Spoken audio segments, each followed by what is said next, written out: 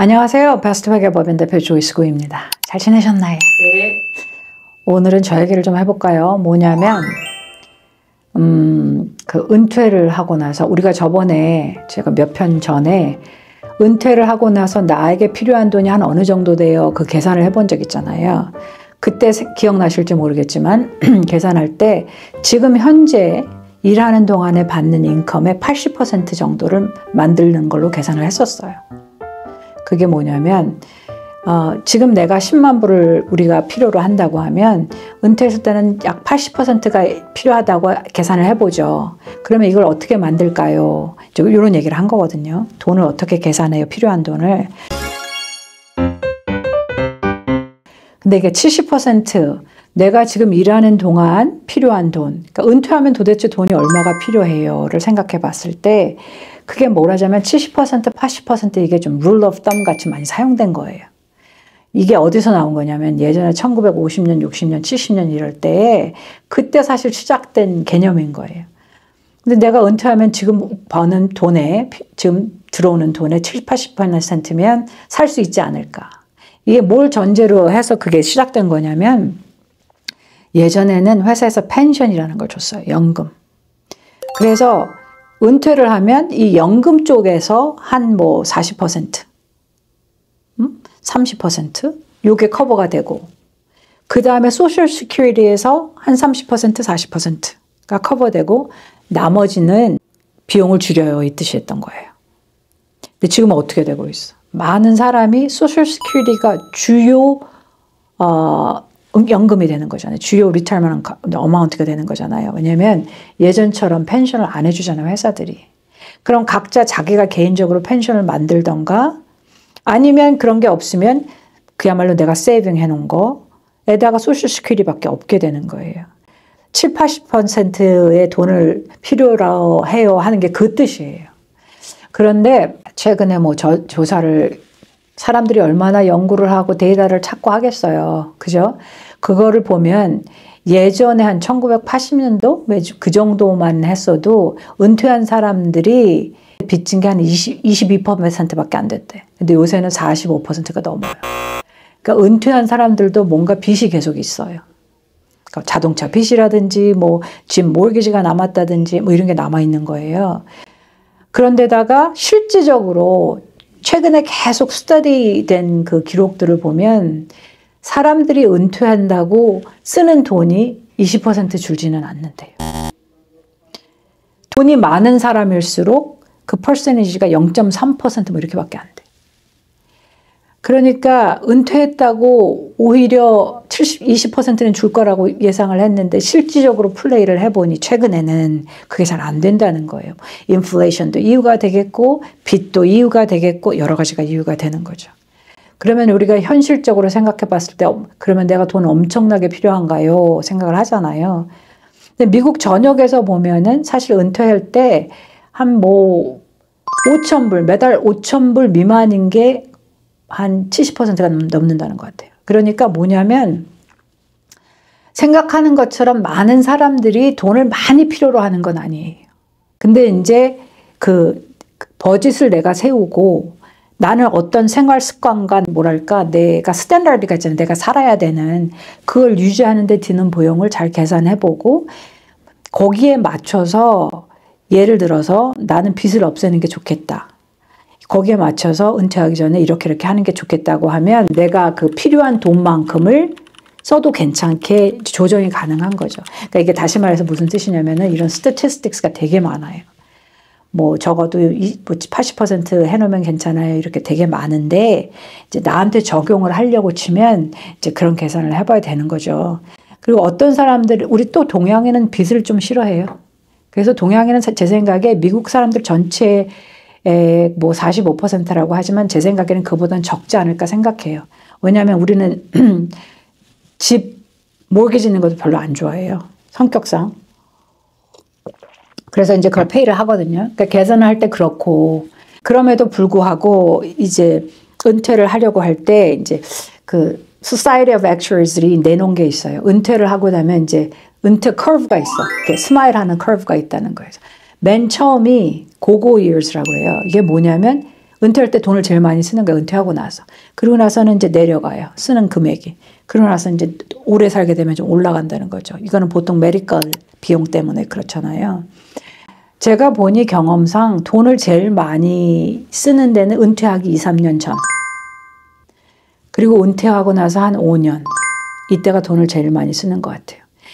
은퇴하기 전 2, 3년 전에 돈을 많이 쓰는 이유는 나 이제 은퇴하면 들어오는 돈이 없잖아. 그러니까 리마를도 이때 하고 고칠 거 뭐 다 고치고 페이 오프 해야 될 거 하고 뭐 모르기지 나 혹시 보험도 미리 다 페이할 수 있나 없나 알아보고 그래서 그때 돈을 좀 되게 많이 쓰시고 그게 이제 처리가 되면은 이제 은퇴하고 나서 돈을 많이 쓰는 이유는 이제부터 이제 내가 그동안 못했던 거 여행이면 여행 뭐 누구 방문하는 거면 방문 뭐 취미 생활이면 취미 생활 이제 이런 걸로 막 서치를 하시는 거예요.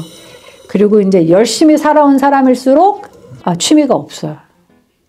그래서 사실 은퇴하고 나서 취미를 찾으시느라고 내가 뭘 할까를 찾으시느라고 여러저러기를 해보는 거예요.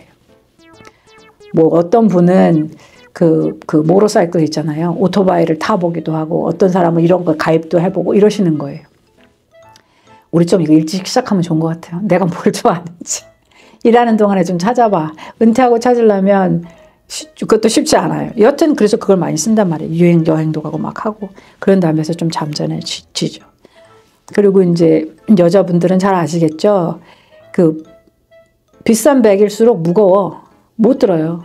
그러니까 그런 것도 은퇴하고 나서 막상 하려면 아예 관심이 없으면 말지만 그죠? 그러니까 이게 점점 나이가 들수록은 돈이 안 들어요. 사실은. 사고 싶은 것도 없어지고 살 이유도 없고 회사를 그만두게 되면 더 이상 뭐 그야말로 드레스업하고 갈 일도 없고 그죠? 그리고 뭐 내가 옷을 매일 갈아입을 일도 없어요. 말하자면 그렇게 된다는 거죠. 그러니까 우리가 생각했던 것보다는 중간 정도 가면 돈을 많이 안 쓰게 돼요. 이 와중에 돈을 조금 쓸 때 이제 내가 뭘 할 수 있는 걸 찾고 이렇게 되는 거죠. 그래서 이런 거를 이제 물어보시면 말하자면 소셜시큐리티 베네핏도 저 67세 찾을까요? 70세 찾을까요? 그러니까 한 가지를 물어보면 답이 굉장히 간단해요. 추구하는 것이 돈을 제일 많이 받기를 원하세요? 답이 간단한데 그죠? 그리고 지금 미국의 한 60% 정도는 미들 클래스라고 볼 수 있어요. 정부 혜택도 아무도 못 받고 돈이 많은 사람도 아니고 그러니까 우리는 뭔가 텍스를 막 냈는데 정부 혜택은 못 받지만 뭐 돈은 다 내야 되고 그렇다고 돈을 엄청나게 세이브해 놓은 건 아니고 이게 지금 은퇴한 사람들의 딜레마인 거예요. 그러면 뭐랄까 좀 어떤 분들은 좀 허무하기도 하고 좌절감도 생기고 마음이 어려우시기도 해요. 난 정말 너무 열심히 일했는데 내가 생각해 다른 사람에 비해서 돈이 없는 것 같다. 여러분 이제 사람들이 돈에 대해서 얘기하는 건 그렇게 신경 쓸 게 없는 게 사실 서로가 얼마의 돈을 갖고 있는지 아무도 몰라요. 그잖아요. 나는 나한테 맞는 삶을 살면 되는 건데 그거가 현재 상황이 이러니 내가 이걸 줄이려고 하면 빚을 은퇴하기 전에 빨리 갚아야 되겠다라든지 이런 거 저런 걸 정리를 해야 되겠다든지 그리고 살 때는 이렇게 하면 되겠다는 거. 저번에 또 얘기한 대로 플렉서블하게 계시는 게 제일 좋아요. 그러니까 마음이 좀 플렉서블 해야지. 뭐냐면 이번 해에는 내가 조금 투자한 것이 있었는데 좀 올랐어? 그러면 그걸 좀 더 빼서 쓸 수 있으면 되는 거고. 그러니까 내가 적어도 70%, 80%는 꼭 있어야 된대. 혹은 누가 얘기하는데 누구는 뭐 1밀리언 이상 있어야 되는데 이거가 사실 그렇게까지 의미가 없어요. 나한테 맞는 걸 찾는 게 제일 중요한데 그걸 찾을 때 이제 이런 소리를 듣게 되면 유튜브나 이런 걸 듣게 되면 어떤 비교를 하셔서 나는 안 돼라는 게 아니라 나한테 맞는 걸 찾으시라고 말씀을 드리는 거거든요. 혼자가 아니고 대부분 60% 정도는 사실 그렇게 절약한 것도 많지 않고 많은 부분을 소셜시큐리티에 의존해야 되고 메디케어에 의존을 해야 되고 그죠? 근데 그 와중에 내가 지금 할 수 있는 거가 무엇일까를 생각해서 그 빚이 없는 게 나는 좋겠다면 빚을 치우는 거고 그걸 이제 계산해서 치우게 되는 거죠. 그리고 많은 분들이 보험을 죽을 때까지 돈은 내는 보험을 가지고 계신 분들이 있는데 이건 좋은 생각이 아니에요. 뭐냐면 우리가 은퇴를 하고 나면 돈을 내기가 좀 부담스러워져요. 특히 뭐 이제 whole life insurance라든지 아니면 long term care라든지 이런 거가 보험료를 내기가 부담스러워지거든요. 그러니까 가능하면 이거는 내가 은퇴하기 전에 그냥 다 내는 방향으로 알아보시는 방법들이 있어요. 그러면 이제 그런 어떠한 청크, 큰 돈이 나가는 게 없어지는 거잖아요.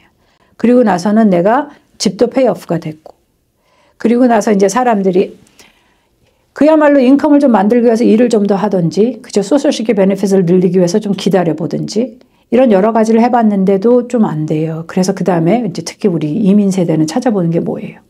다른 나라 가서 사는 거. 근데 우리는 이제 다른 나라, 요새 그 유행하지 않아요? 유행이라기보다 관심 되게 많잖아요. 한국에 돌아가면서 살면 어때요? 미국 전체 인구의 1% 정도만 다른 나라를 간대요.